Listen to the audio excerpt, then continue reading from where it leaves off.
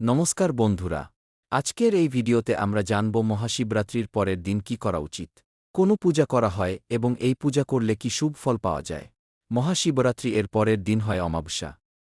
এই অমাবস্যা দিনটি শুভ বলে মনে করা হয়।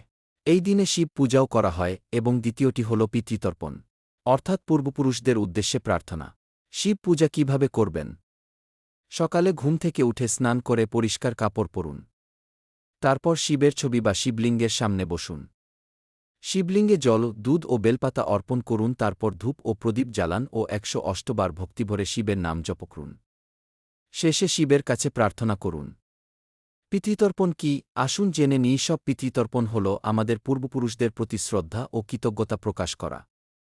এই দিন স্নান করে পরিষ্কার কাপড় পরে একটি পাত্রে জল নিয়ে তাতে কালো তিল মিশিয়ে পূর্বপুরুষদের স্মরণ করে ৩ বার জল অর্পণ করুন। তাদের শান্তি কামনা করুন। হ্যাঁ, এটা বড় ছেলে করবে। যদি ছেলে সন্তান না থাকে তাহলে তাদের বংশের ছেলে করতে পারবেন, কিন্তু মেয়েরা পারবেন না। ভিডিওটি ভালো লাগলে অবশ্যই লাইক, শেয়ার ও চ্যানেল সাবস্ক্রাইব করুন। হর হর মহাদেব।